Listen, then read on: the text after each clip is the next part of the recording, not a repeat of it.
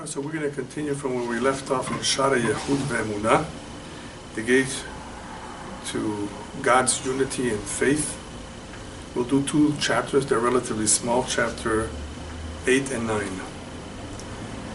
What I'd like to first do is review some important points that will help those who are for the first time learning the Tanya understand why he wrote this book. What's the importance of learning this book? There are not that many books like the Tanya.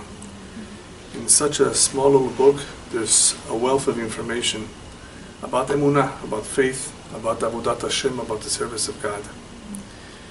And of course, on how to form a very strong connection with the Almighty. Human being is endowed with a divine soul, so naturally he can form that connection. But because that soul is in a vessel called a guf, a physical body, it presents challenges. And really that's what life is all about, is all kinds of challenges and trials that the human being goes through, Jew and non-Jew alike. And part of his challenge and part of his mission is to discover Hashem. Even though to us, to many of us who grew up with it, it's a given. Emunah is something relatively simple. I say relatively because it can be complex. Nonetheless, our tradition is very clear that even if you did not grow up with it, you can come to realize it. Come to realize it and to properly understand it are two separate things. Because to properly understand emunah on a high level, it requires a certain amount of humbleness. And humbleness is one of those midot, one of those characteristics that every human being needs to work on. Some people are more humble than others, but it's something that is a necessity. If one does not develop a good dose of humbleness, it will be a lot more difficult for him to have emunah. And when will we know if an individual really has emunah? In times of need, in times of trouble. Does he call out to him? Does he trust him? Does he believe in him? Or does he despair? Does he give up on his faith, on his religion? Humbleness is the ultimate key, a very powerful key to help an individual in his life deal with the various challenges. Why? Because humbleness will continuously remind us not only that we depend on Him, but that we don't fully understand everything that comes about, everything that goes on in this world. It is beyond our comprehension, beyond our intellect to understand what is going on. We're here for such a short amount of time. The human intellect is limited, no matter how smart you are, no matter how much you study, that it is impossible for us to comprehend everything.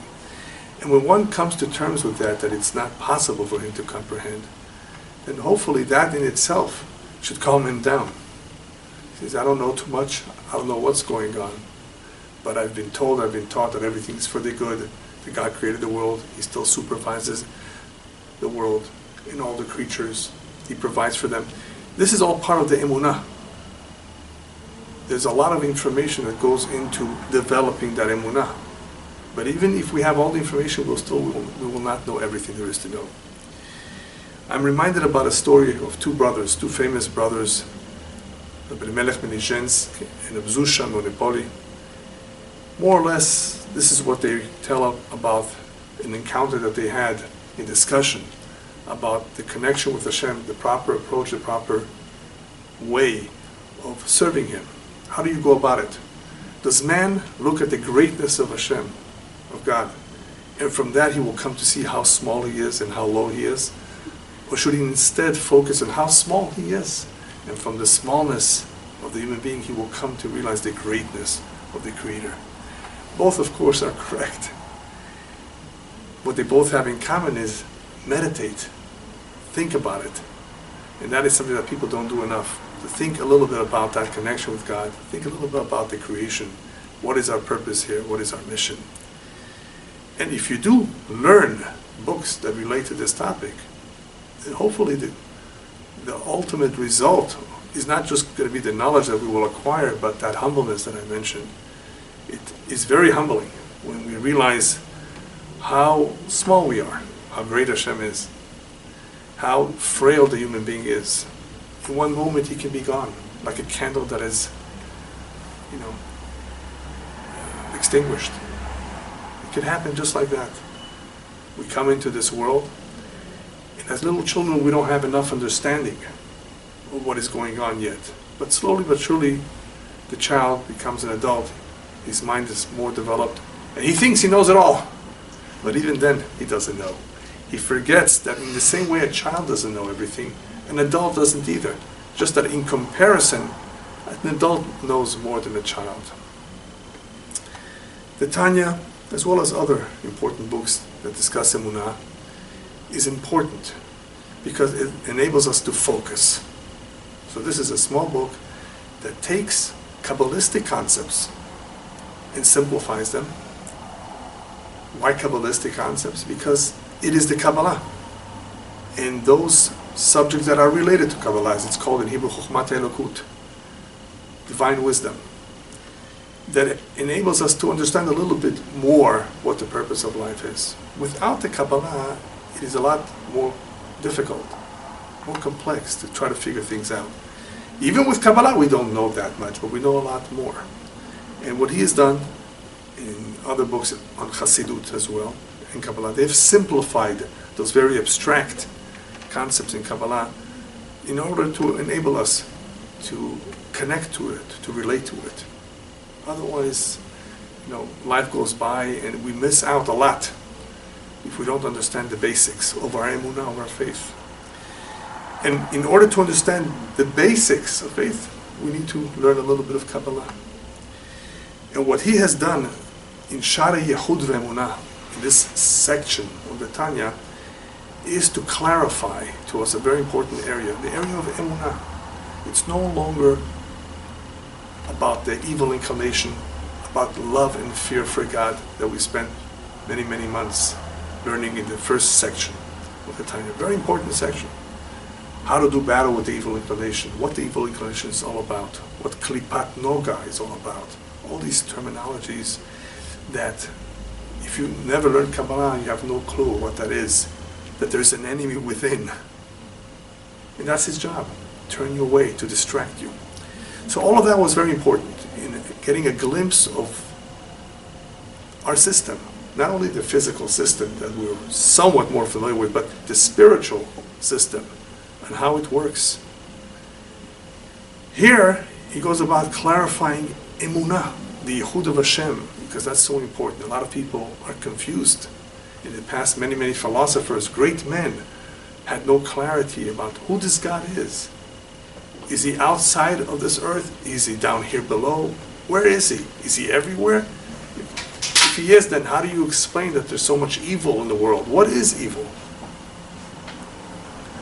Many, many questions that philosophers just could not, in their 70, 80 years of life, figure it all out. And that is why you have many philosophies, many ideas expressed. And some of them, of course, came close to the truth. They were bright individuals, unbiased, not affected by some previous religious belief that was indoctrinated to them. They really had a good mind, solid mind, and they were humble, perhaps. And lucky, perhaps as well, in being able to figure out, but who's going to tell them? Who's going to confirm it to them? There's no prophet today that will tell someone, you're right. So their ideas and beliefs remain in books. But it could be, I don't know them personally, especially those who lived years ago. It could be that it affected their life in some way. It could be that they behave differently as a result of their conclusions. That one is accountable, for example, for his actions in this world, depending on what conclusions they reached. But it is impossible to understand everything that God expects of us without a Torah. The Torah is the blueprint for creation. And here, the Jewish people are given a lot more clarity as to what is expected of us, what is expected of humanity. So we have a certain advantage. But even despite the advantage that we have, look at history, you will see that unfortunately a lot of individuals made mistakes. Like we read in the Torah now about the Meraglim, the spies that were sent to Israel, on a good mission, supposedly. They came back with a negative report, exaggerated. Korach, this week's parasha, we'll talk about Shevet Levi, no longer the Erev Rav, no longer the multitudes that converted, that joined us. Korach, to make a machloket, to make an argument, to split the nation. Terrible things. Now, of course, all of this is being recorded as a lesson for future generations.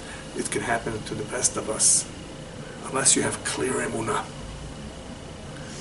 Your emunah has to be solid. Who is the boss?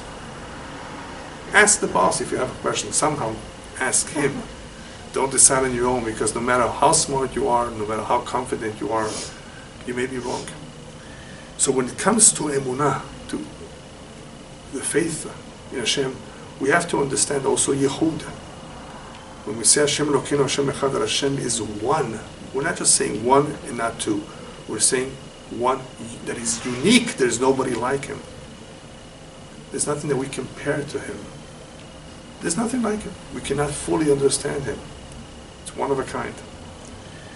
So in these chapters, we will see very briefly, and I'm going to go through it pretty quickly, because a lot of it maybe you recall from the past. He clarifies, he elaborates a little bit more on how we cannot fully fathom Hashem. Hashem is very, very different than what we imagine. It's not something physical that we can grasp, that we can analyze.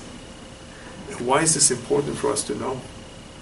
Because it is normal and quite natural for the human being to assume that God perhaps is similar to concepts that we are familiar with. After all, we can be familiar with all kinds of concepts by analyzing them, thinking about them, touching them. No, don't make that mistake. Even though it's true, you will find that the Torah terminology, physical terms, describing Hashem, Hashem's outstretched arm, doesn't mean he has an outstretched arm. The Torah is allowing us to use certain terms, physical terms, so that we can somehow relate to Hashem. But Hashem has nothing physical about it. Not only is there nothing physical about him, there's nothing murkav about him. No combination, compound. It's one. Everything is one. His knowledge, him, everything, his midot, his attributes, everything is one. Human beings are not one. Just look at your body. I mean, you have hands and feet, and you have 5 senses, and you have eyes, and you have nostrils in the nose. You have organs. There's solid matter, there's liquid matter. We're made up of all kinds of things. And this is besides the neshama, the soul, which is really the essence of the human being. And the same thing with everything in creation. You look at it, if you could see it under a very powerful microscope, you would see the molecules, the atoms, whatever you want to call it, the many, many parts that make something up. Everything in creation is made up of the yesodot, the elements. Some have more of one element than another, but everything has elements. And there's no way we can use our knowledge of the physical world to understand Hashem, to describe Hashem in any way whatsoever. So all of this is important to us, and he elaborates a lot on it simply because there should be no room for any mistake. Mistakes have happened in the past with the greatest of minds, and I'm not going to mention names now, but I'm sure you've heard of some of them. Philosophers, brilliant, who somehow decided, you know what, I think God is this way. I believe in a God, but this is my God, not the God of Moses. And you wonder to yourself, why? Why did they have to reach such erroneous conclusions that, as far as we're concerned, it's heresy, what they're saying? All kinds of philosophies that are foreign to us, contradictory, totally untrue, unfounded. The human being has an incredible imagination. He has an evil inclination too. And because of his greatness, man is great. He has a soul. He's capable of great achievements, but of great failures too. And if humbleness is missing, then it's slippery. Because if the person would be humble, he would consult with others. He would ask his forefathers, the previous generation, am I wrong by saying this, by writing this? And you will be surprised how many people made mistakes when they wrote something down without checking it out. Not only not checking out the sources, but without reviewing with others. That is why when somebody puts out a book with his ideas, he should get an askama, approvals, approbations. Yeah? Is this an individual of integrity? Can we trust what he says in his book, what he writes? It could be dangerous for people to be exposed to something which is untrue. It could be poison. People are influenced, after all, by what they hear and what they read. That is the goal here of the entire book. But in Sha'ar, Hayichud v'Emunah, the emphasis is on make sure that you have clarity on what Hashem is when we say that He's one. What exactly we mean by that? And what is expected of us when we say that one should have emunah. So briefly, when we say emunah, we mean that there's a lot out there that our mind will never comprehend, and therefore there's only emunah. Now, emunah, of course, is faith, but when do we apply this faith? We know certain things, so we don't believe in them. We know that we're supposed to know certain things as a fact. But there comes a time and there comes a point when there are certain things that we don't understand. And if we're humble enough, we'll admit it.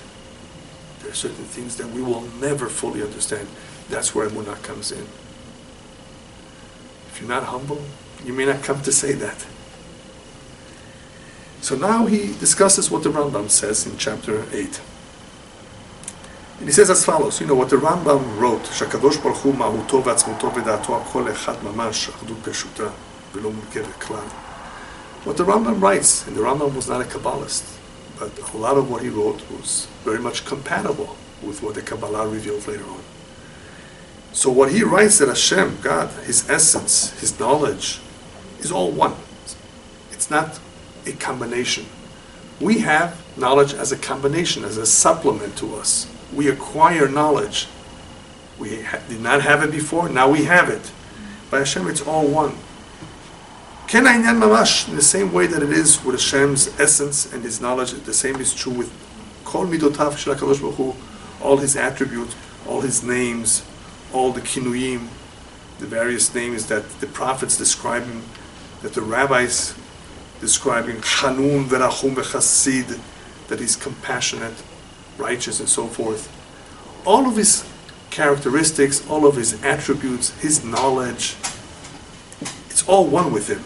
It's not something that He acquired. He is the same as He was before, as He is now. There's no change in Him. Mashenikra Chacham, and what He's called wise, we can call Hashem Chacham.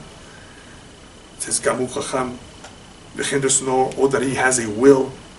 These are terms that we're familiar with because we describe others as being a Chacham, being wise, as having a Ratzon. But when we talk about Hashem, that He's a Chacham, that He has a Ratzon, what does that mean? Ki rotzeh Hashem et yire'av, for example. Hashem wants or wishes to be close or approves of those who fear Him. Chafetz chesed hu, that He is kind-hearted. In other words, He wants to do acts of kindness with others. Rotzeh b'tshuvatam shel reshaim, or that He wants for the wicked to return to Him, to repent. He doesn't want them to die. He doesn't want them to continue to be wicked. Another description of how Hashem's eyes are pure. He would rather not see and tolerate, of course, the evil. Don't think.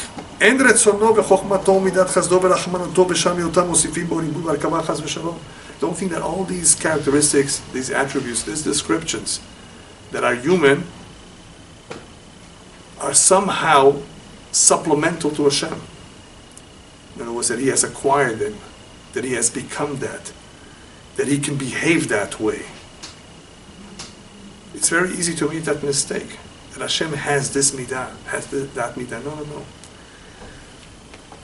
Everything about Hashem, במהותו ועצמותו,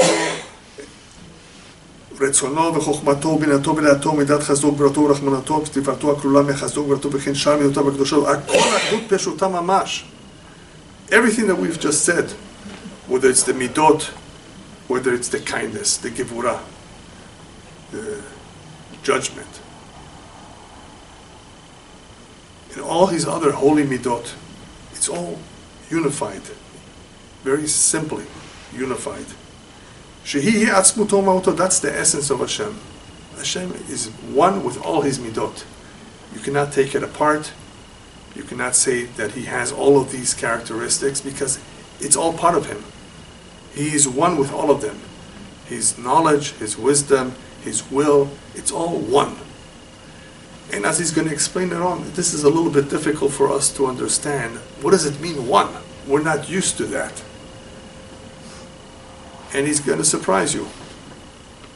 He's going to say, yeah, basically, don't think that you can even make that statement that we can't understand it.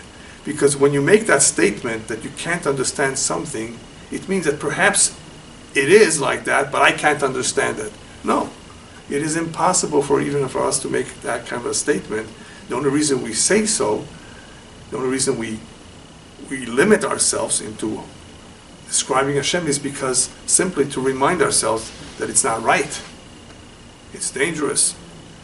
It is not applicable because it's not possible to relate him or compare it to anything else in the world. But the reality is that we cannot even make that statement. How Hashem is different, how Hashem is one, because we don't understand what that one means. All we know for now, and what the Rambam means, is that Hashem is one with all his midot. And by extension, what we've said that before, everything in the world is part of Hashem too, because everything emanates from him. The trick here, or the difficulty here is wait a minute, it all emanated from him, that means he created everything, and he's still one with everything? How does that happen? That he explains towards the end very, very briefly, and says, just have emunah, because no matter how smart you are, you will never fully comprehend how things can emanate from him, created from him, and still be one. You have a child that you've begotten, Baruch Hashem. So he's a part of you, but the two are separate now, the Father and the Son. Right? Here we're saying that everything has come from Hashem, everything is a part of Hashem. Not only his midot and his chokhmah, his knowledge and everything, but I'm adding what was already said before, that everything that we see in the world is all a part of him. Wait a minute. Then how come we see them as being separate? That we see, that is our perception. It's only a perception. We don't see everything that's going on. We don't see the neshama that's within our body. So we don't see everything. That is where we need this emunah, to remind us that everything is one.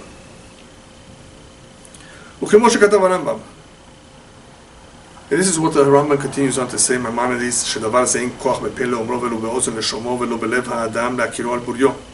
man can fully describe this, talk about it, discuss it, fully understand it.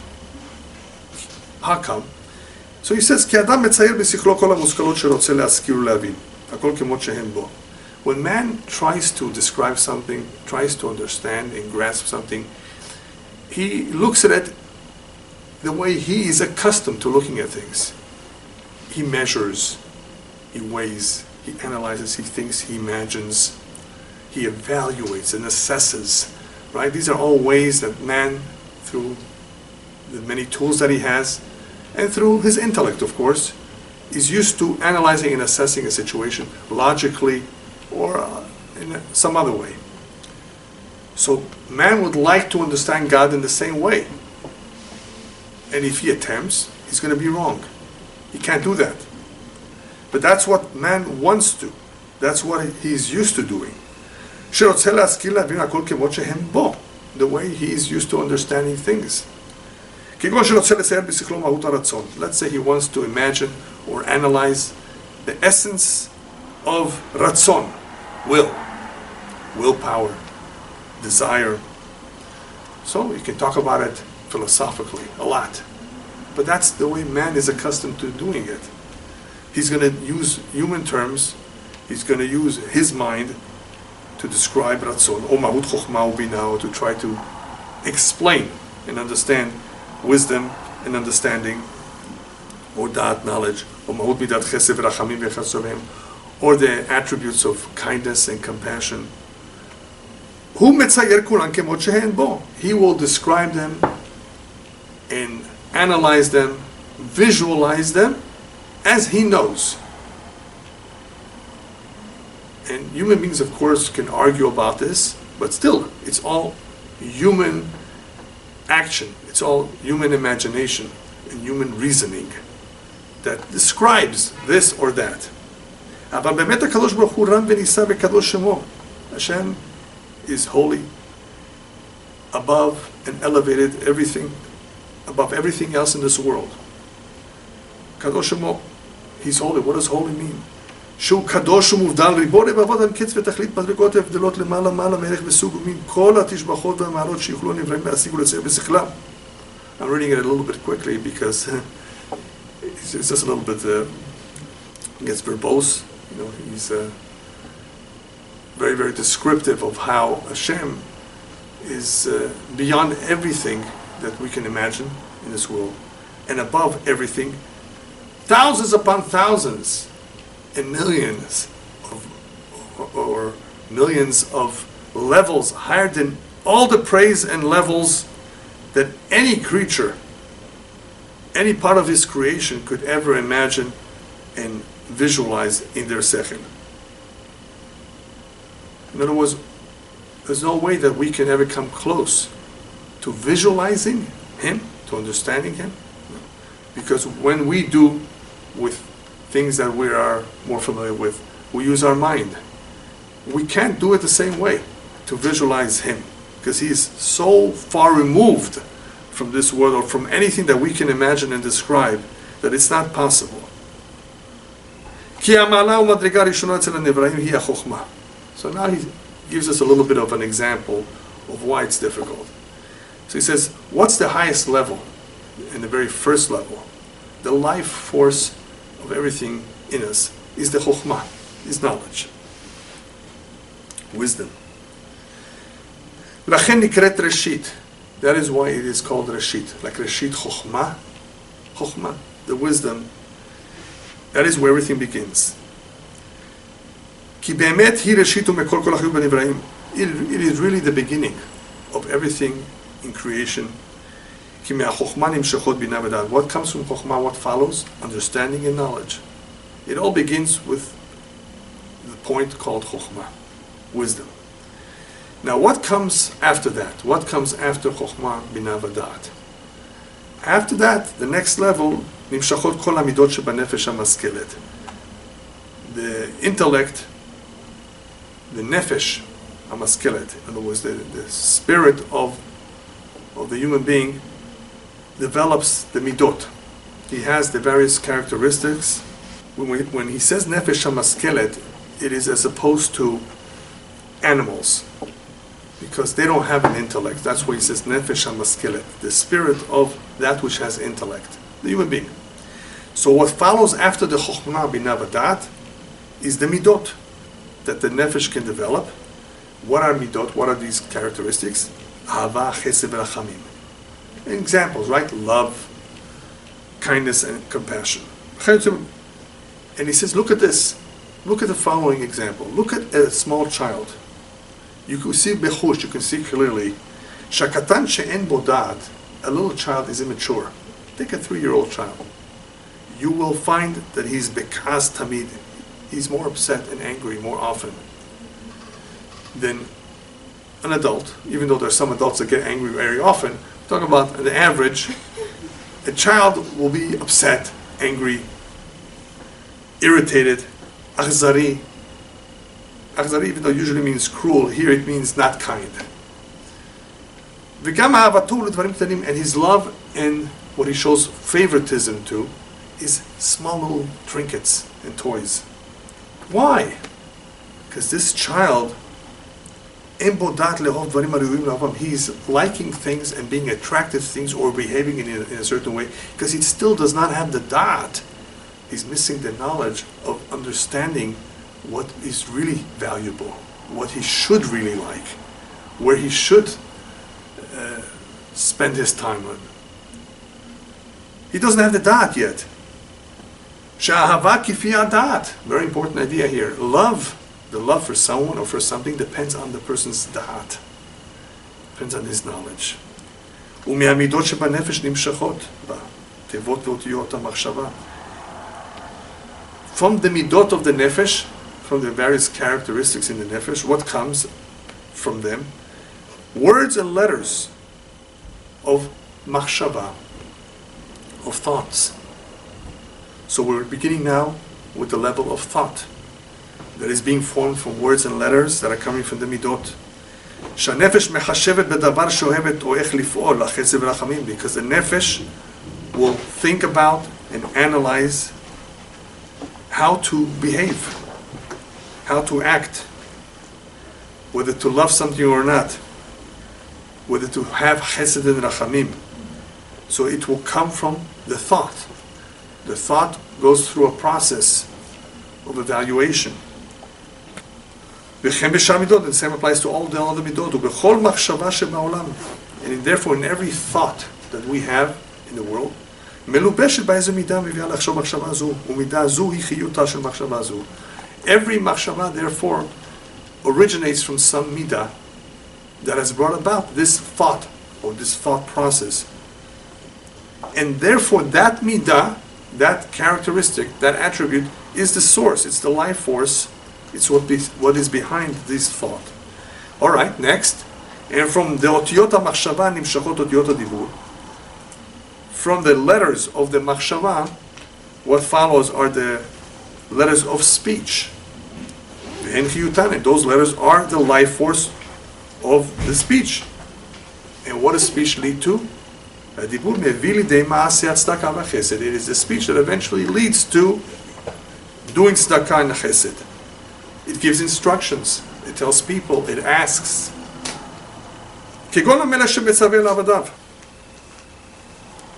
Imagine a king that instructs his servants. Liten, give. And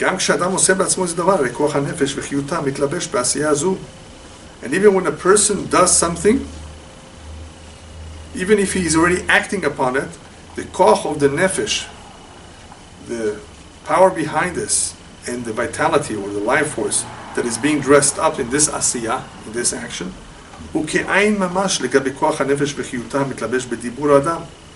this act, the life force in it, is nothing compared to the level above it, the level of speech. Similar comparison of guf and neshama, right? The two are very different. Same thing, when we're talking about action, physical action, doing something, what's behind that is a much lower level than what brought it about, or the level above it, which is the speech. Now we go one step higher. The value of the letters of speech in comparison to the otiyot machshava of thought is also nothing. It's less. Machshava is on top. The thought is higher. That's where it begins. And now if we go one step higher, the letters of the machshava, in other words, what is putting together this thought in comparison למהות המידה המלובשת בה, compared to the actual midah that is dressed up in it, that is behind it, that is promoting this particular thought, and giving it some vitality. There's no comparison, because the midah is higher. Now let's go one step higher. If we compare the level of the life force behind the midah, the motive powers, in other words, the way we feel. Compare that compare that to the wisdom, to the understanding, the knowledge, that the intellect is part of that. Because from that is where the midah originates from. And all of this, that we're comparing level to level, the lower one being nothing compared to the higher one, it says all of this is only benefesh adam, right? He says, he's finishing chapter 8 by telling us all that I've just described to you is going on in the nefesh, in the human being, in his spirit. Benefesh kol habruim, and everything, of course, in creation. Whether it's in the higher worlds or the lower worlds, שבכולם החוכמה היא ראשית ומקור החיות. In all of them, wherever you look, chokhmah is always the beginning of everything. That's where it all originates from. And as we will see, and we've talked about it before, that the whole creation in itself originates from the chokhmah in Atzilut. So chokhmah is a beginning point where everything will come down from, level by level and step by step. And of course he makes a very important point in reminding us that when we talk about chokhmah or da'at, it depends of course on the age of the individual. It depends on how much he knows, how much he learned. Because what we're talking about is what will formulate. It will decide on what kind of a life he will have, the decisions he will make, his behavior, his midot, his speech, his relationship with people. It all begins with chokhmah. If that chokhmah is not pure, is not clear, obviously things do not function properly. But all of this, we as human beings can relate to. We understand how one originates from the other, how one affects the other. And that's what psychologists spend years of their life trying to figure out. Human nature. Why is he doing this? Why is he behaving like that? They don't always know. But they try to analyze it, and they try to compare. And obviously, there is, of course, a lot to learn, and certain conclusions to draw. But it all begins with chokhmah. That is what's going to dictate, that is what's going to somehow regulate how this individual will interact with people. But this is nefesh ha'adam. Nefesh ha'adam, when it comes to the spirit of the human being, we can more or less describe it, and we can see the various levels, we can see where it all begins. But we cannot use this comparison and this type of analysis to describe Hashem. Because in the same way that he just told us that the various levels are far removed from each other, the lower level of action cannot even come close. It does not compare to the higher level of speech, and speech with thought, and the thought with the midot, and the midot with the chokhmah. They're very, very far. They cannot compare. They're like nothing. It's just like they are nothing. The same is true with the level of the human being, the highest level that we can imagine compared to Hashem. I mean, he's so far removed from us. Millions of miles. Think of it as millions of miles. It's impossible to relate to him and use this kind of an example. But still, he gives us a little bit of an idea of how it is difficult to comprehend. At least that. That's why in chapter 9 he follows us as he says as follows. אבל לגבי הקדוש ברוך הוא מדרגת החוכמה שהיא תחילת מחשבה בראשיתה היא סוף מעשה אצלו. But when it comes to Hashem, there's no levels. סוף מעשה במחשבה תחילה. The מעשה, his actions, his doings, is the beginning as well as the end. It's all one. So the level of chokhmah in Hashem, which is the beginning of the machshava, is the sof ha'maaseh. It is the action. It is not that Hashem thought about something and then created the world. So the action is removed, or separate act and his intent. And this is a very important point. He doesn't elaborate more on this, but I'm sure you recall perhaps from the commentaries in the Torah or in the Gemara, where you may have seen midrashim that say, well, Hashem changed his mind. Well, Hashem was very upset at human beings. Well, if you don't learn it from a good teacher, and you don't learn the commentaries, you might say, wait a minute, Hashem can change his mind? You mean Hashem can become upset? Before he was happy, he was optimistic about how the world is going to be. This is going to be a great world. Oh no. Then there's all these people who are ruining it. I have to destroy them. If you learn Bereshit, and you read about the Dora Mabul, you read about the Dora Palaga, the generation of the flood and the ones that were scattered, you ask yourself, well, wait a minute, how come he let this happen, and what was going on? Didn't they have clarity about God, and how could they make these mistakes? And people have a lot of questions, but they don't bother seeking the answers from reliable sources. And therefore it's a little confusing, because even the Torah uses words to describe when Hashem was sad. Hashem is sad because he wants to impress upon us that don't think it's something so simple for him to destroy his world. He'd rather not do that. But not that he has feelings of sadness. Remember, Hashem is not human. The Torah is using human terminology for us to a little bit relate to what is going on. So by Hashem it's all one. His plan, design, intent is chokhmah, and the maaseh, in the end result, is action. The chokhmah, the asiyah, the doing, the knowledge is all one thing. It's not far removed from each other. They're all united. By us, the asiyah, the doing, is far removed from the chokhmah, from the knowledge. By Hashem, it's all one. It is as though the asiyah and the chokhmah are together. There's nothing in between them. As the pasuk itself says, in the same pasuk, kulam bechokhmah asita. So you have the word chokhmah, wisdom, and asita in the same pasuk, in the same verse. והיינו לומר שבערך החיות שבעשייה גופנית וגשמית לערך חיות החוכמה שהיא ראשית ומקור חיות האדם בכל הברואים גשמיים, שהוא כעין לגבי חיות שבאותיות הדיבור, שהוא כעין לגבי החיות שבאותיות המחשבה, שהוא כעין לגבי חיות ומעלת המידות שמהן נמשכת מחשבה זו, שהוא כעין לגבי חיות ומעלת המדרגות החוכמה. I'm going through this quickly. בינה ודעת, מקור המידות, וכן ממש ערך מדרגת ומעלת החוכמה שהיא ראשית ומקור החיות שבכל העולם לגבי הקדוש ברוך הוא בכבודו ובעצמו.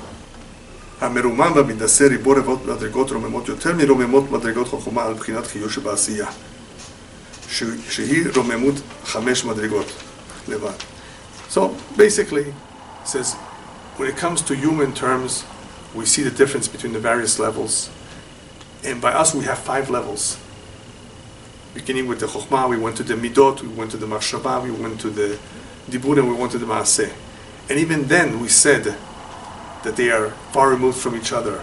One cannot compare to the higher level. Hashem is a lot more removed from all of this. A lot more. In other words, it's not possible for us to understand how far removed he is. But no comparison whatsoever. So he's telling us that here, you saw how far the levels are from each other? Now imagine the highest level of what you are familiar with. Or chokhmah. That is so far removed from Hashem many, many more times. You are only familiar with 5 levels. It says you can't imagine how many levels of Hashem's chokhmah or Hashem's ratzon or dat is removed from this world, from our understanding. In other words, by us we have just 5 levels. אבל הקדוש ברוך הוא רם ומתנשא ממדרגת החוכמה רבבות מדרגות. Thousands upon thousands of levels he's removed. כאילו עד אין קץ in an unlimited way. רק מפני שאין בנבראים כוח להשיג. We don't have the ability to fathom, to grasp. רק ההשתלשלות. Just the descent ממדרגת חוכמה, which is where all begins from the level of חוכמה, שהיא ראשיתם למדרגת עשייה השפלה, to action. It was that we can understand. Therefore we say, לכך אנו אומרים שלגבי הקדוש ברוך הוא נחשבת מדרגת החוכמה כמדרגת עשייה ממש. Therefore we say that to Hashem, his level of chokhmah and asiyah are the same. In other words, we really can't compare. But all we're trying to say is that by Hashem, it's all the same. Even though by us, chokhmah from asiyah is so far removed. They're very, very different. So therefore we use that just to say that, you know what? By Hashem, it's all one. דהיינו לומר שהוא רם ונישא ונעלה אילו רב מאוד מאוד ממדרגת החוכמה. He's so much above the level of חוכמה. לא שייך כלל לייחס לו שום עניין המתייחס לחוכמה. אפילו בדרך מעלה, we cannot even attribute, he says, to him anything that has to do with levels of חוכמה. It's not fair. As I was telling you before, it would be not fair, not right to say that we cannot fully understand Hashem's chokhmah. Even that you can't say, because when you say you can understand, but you cannot understand something, that means perhaps this is something that I need to further analyze. This is something that it's beyond my intellect, but it is possible for someone else to figure it out. No, you cannot even truthfully attribute anything of chokhmah and ma'ala v'ilui rav על השם כגון לומר עליו שאי אפשר לשום נברא עליונים ותחתונים להשיג חוכמתו ומהותו. In other words, don't even say that there's no creature, whether in the upper worlds or in the lower worlds, that can grasp the essence of Hashem. Because when you talk about grasping and understanding things, you're talking about the intellect. The intellect has the ability to understand or not understand. So in all fairness, in reality, you cannot even say those words. I cannot fully ever comprehend Hashem. And when we say that, only to remind ourselves that we cannot know everything there is. But in reality, don't think that you can say that so easily, because to say that implies that this is something that I can't understand because it's a little bit too difficult. Because when you say that, that's something to do with the intellect. The intellect is limited. And it's not because just of our limitations that we can't understand. It's just something completely beyond us, something so unique and different that we will never be able to fully comprehend, especially in our physical body. So anything that we try to grasp refers to things that are of the intellect, that you could perhaps understand it or not. Depending on how deep it is and how complex it is. Hashem that is above sechel and chokhmah, that was understanding. לא שייך כלל לומר בו שאי אפשר מעומק המושג. כי אין לו בחינת השגה כלל. Hashem is not graspable. In other words, you cannot comprehend him at all. Therefore, you cannot relate to him in this way. והאומר עליו, and therefore, whoever says on him, שאי אפשר להשיגו, whoever says, I can't fully understand him, כי אומר על איזה חוכמה רמה ועמוקה שאי אפשר למשהו. It's like saying about some abstract knowledge. You know what? I can't feel it with my hands. Of course you can't feel it. It's abstract. He says, you see what I mean? If you do say, if anybody does venture to say, I can't fully understand Hashem, it's similar to somebody saying, you know, this calculus or this trigonometry, this formula, I can't feel it with my hands. Of course you can't. It's abstract. Oh, I can't feel it because it's so deep. Whoever hears this kind of a description will laugh at him. Because the sense of touch can only be applied to something which is physical. And that is exactly the way it is with the Almighty. That our sechel cannot feel it. Of course it cannot, because there's nothing to feel. Of course, we can experience Hashem, we realize that Hashem exists in many, many other ways, but we cannot use our intellect in the same way that you cannot use your hands to feel something which is abstract. You cannot use even the intellect, which is a lot higher in a sense than the physical action, than the physical sense, than your hands. The intellect, no matter how smart it is, it cannot grasp HaKadosh Baruch Hu. Even in the higher level worlds, their grasp, their understanding, and even the high level of chokhmah in Atzilut, that is the source and the life force of everything, even that does not come close to understanding Hashem. That in itself is a creation of sorts. So nothing in this world can come close to understanding Hashem. And therefore, we have to be careful. The Kabbalah explains many times to be careful in not trying to visualize too much the Kabbalistic concepts. Because when we visualize, we attribute to them physical shapes, forms, and so forth. So even though we're told, for example, that the Kisei HaKavod, the throne, is blue, what does it mean exactly, blue? So this is something that perhaps another time we'll talk about. I did talk a little bit about colors in the series on Kabbalah.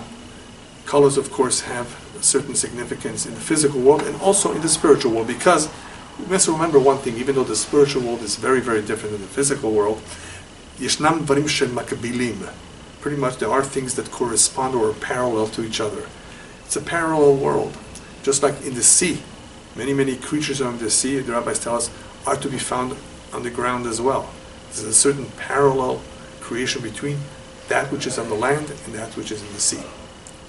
So same thing in the upper spiritual world. So colors signify something, even though it's not something that we can fully relate to in the way we relate to with our physical senses. ומה שהקדוש ברוך הוא נקרא חכם בכתוב, and why Hashem is called the wise one in the Torah, in the pasuk, in the verse. וגם חז"ל כינו לו מדרגת ומעלת חוכמה, and the rabbis, our sages, also attributed to him high levels of chokhmah, how he created everything with chokhmah. And we can see it. We can see the great wisdom with which everything is created. So they do talk about his chokhmah. But the reason why they say that Hainu mishum shu mekor chokhmah, when they use that term, it's because he's the source. It all comes from him. He's the source of the chokhmah. It is from him that emanates, originates the level of chokhmah, of the higher chokhmah, which is in the world of Atzilut. Atzilut is the higher world. That's where it all begins.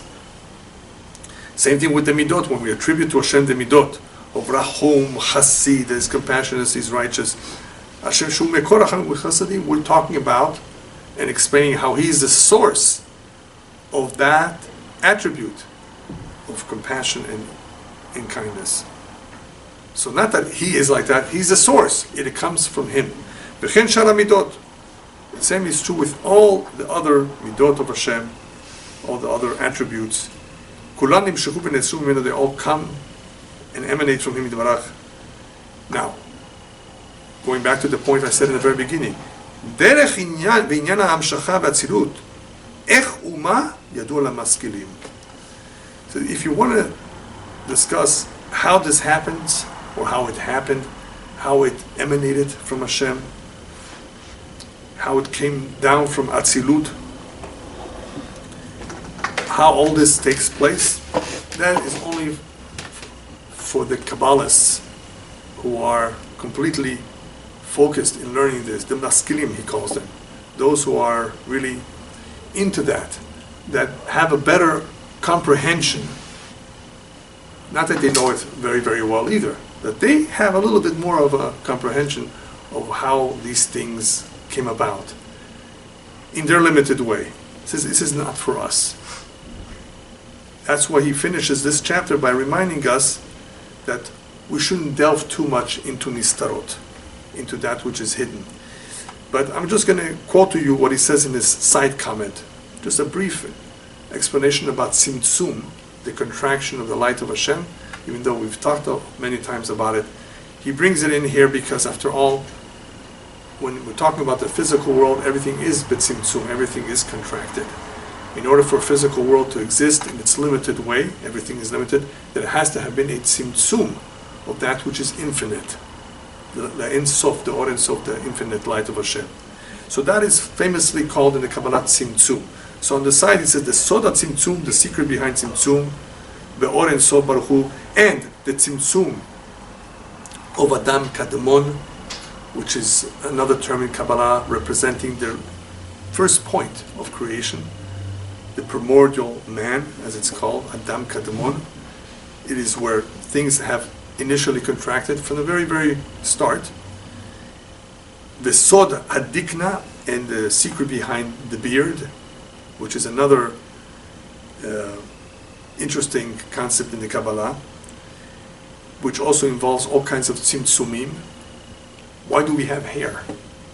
Dikna means beard, the beard. What's the beard? What's the hair? Why does the hair grow and we have to cut it? Or even the nails. It's a very interesting idea that if we learn anatomy, we'll just know a little bit about hair, right? The follicles and all that. But we will not understand the purpose of it. Why did Hashem make it? And the importance of cutting it. And why does the Nazir let it grow? So all of this is in the Kabbalah. So he says the secret behind that which is called beard, which is of course a higher level concept. Shesod, kol hatzimtzumim. In the end he says, what they all have in common, all the tzimtzumim, is letzamtzem ha'or sheitlabesh b'bchinat kelim, that this infinite light should be dressed up in vessels, in the sefirot. the kelim of the 10 sefirot. After that infinite light dressed itself up in the vessels of Chokhmah Bina V'Dat, after it has begun to become contracted in the first kelim of Chokhmah Bina V'Dat, only then he says Shayach Lomar what the Rambam. Then you can say what the Rambam said. Hu HaYodea, Hu HaMada, V'Hu HaYadua. He is the knower, he is the knowledge, and he is the known. When can we say that? After the contraction. Before that we cannot even say it. Because these concepts, the knower, the known, the knowledge, is something that is only as a result of the contraction of the light that we can say he is the knowledge. He knows, he can be known. ובידיעת עצמו, לפי שבחינת כלים דאצילות נעשים נשמה וחיות לביעה. Because the aspect of the vessels of Atzilut, they become a neshama and a life force to the lower worlds, B'riah, Yetzirah, and Asiyah. ולכל אשר בהם, and to everything contained within those worlds. אבל בלי צמצום, but prior to tzimtzum, before we had all the kelim and the sefirot, לא שייך כלל לומר, הוא היודע והוא המדע. You cannot even use those terms, that he is the known, that he is the knowledge. כי אינו בבחינת וגדר דעת ומדע כלל, because those concepts do not apply to him. He's unknown, he's infinite. Whereas these concepts appear to relate more to something that we can understand. Before that, these things cannot apply to him. אלא למעלה מעלה עילוי רב עד אין קץ, he's above everything else that we can even fathom. אפילו מבחינה בגדר חוכמה, even above that original point of חוכמה. עד שבחינת חוכמה נחשבת אצלו יתברך כבחינת עשייה רשמית. Until that the Chokhmah itself, which is the original point that everything was created from and emanates from, to him, it's like Asiyah. It's no different. It's like the actual act of doing or creating. By him, it's all one thing. So, before the Tzimtzum, it is not possible at all to understand anything. After the Tzimtzum, we can begin to relate. And of course, that's why Hashem created the world in the way He did, is that we should be able to connect to Him, to relate to Him, to serve Him, to pray to Him. There is a relationship. The Bet HaMikdash, the temple that we build here, a sanctuary, a place where He resides. What do you mean He resides? Isn't He everywhere? Yeah, but we focus it more. In the physical world, we're able to, in a sense, enclose the area where the Shekhinah will be. This is a possibility. This is important for us, because even though He's everywhere, we can't be everywhere. So where we are, where we pray, where we learn, we have to have that connection in a stronger way. So that is why we make a place, we designate a place that is holy. So to end, we don't have any business going too deeply into the secrets. What is up to us is la'amin emunah shlema, to have complete and full faith. The that Hashem and His actions are all one. All His midot, His knowledge, His will, His chokhmah, and His essence, it's all one. And that chokhmah, of course, is above and beyond anything that we know of, anything that we can understand.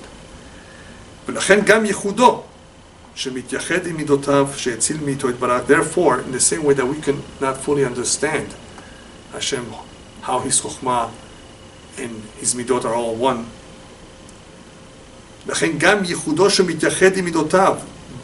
He's unifying with His midot, which emanated from Him, which we said before, they came out from Him. We cannot also understand how how does He become one with them? Not only don't we understand how His chokhmah and Him are one, how there are no levels in Him, He's one. Same thing, we don't even understand how everything that emanated from Him, that came out of Him, how He continues to be one with them. All we said before is that Hashem, if He would remove Himself from anything in creation, it would cease to exist. That we know, we're told we have clear emunah about. We don't see it happening, right? Chas v'shalom, we don't want it to happen. Hashem fills the entire universe. But how He continues to be one with everything that even emanated from Him is not b'bchinat sasaga le'asiv. We cannot fully understand that either. That's why the midot of Hashem, which are the Sifirot, are called Bezohar HaKadosh, Raza de Me'emnuta, the secret of the Emunah. Shehi ha'emunah shelema min ha'sechel. Because what's the secret? It's the Emunah which is above the Sechel, above the intellect. So he ends chapter 9 by reminding us that even though the Sechel, the intellect, is something so special, so great, just like Chokhmah, from where everything originates, right? Still, we have to remember that we need Emunah. Emunah is beyond the Sechel. Wherever the Sechel cannot go, wherever the Sechel, the mind, cannot grasp, and there's a lot of things that we cannot grasp, we need to have Emunah. And this is something that is very important and helpful to a lot of people who think that they need to understand everything, and you have to prove it to them, and you have to bring evidence that God exists. And the answer is, no, it's not possible, and it's not even necessary. Take the leap of faith, and then go backwards and answer all the questions that you may have about that faith. But if you wait to first try to understand everything there is, you'll never come. You'll never come close. It's impossible. And even if we lived 1,000 years, we would not know too much more, because this is beyond us. And that's something that we need to convince ourselves, that there are certain things that are not possible for us to fully understand and grasp. And once we get to the afterlife, we have a better understanding. We don't have the questions we have here. That is why Emunah is so important. To have clear Emunah that even though I don't understand it, I know that Hashem runs the world, I know that He's in charge, I have complete clarity that He knows what He's doing. This is pure faith. Pure faith does not mean that I need to understand. Even though the Rambam says you have to know certain things for a fact. Yes, certain things we know for a fact. Hashem exists. Hashem will keep His promise. We have principles of our faith in what we believe in. But do we fully understand everything on how Hashem interacts with this world? We barely understand what we eat and the basic things that we do. This is beyond us so much that we will never fully comprehend. Emunah, therefore, is something that needs to be imbued in children early on. The earlier, the better. So the Bezat Hashem, when they grow older, they will continue to be strong in their Emunah as well.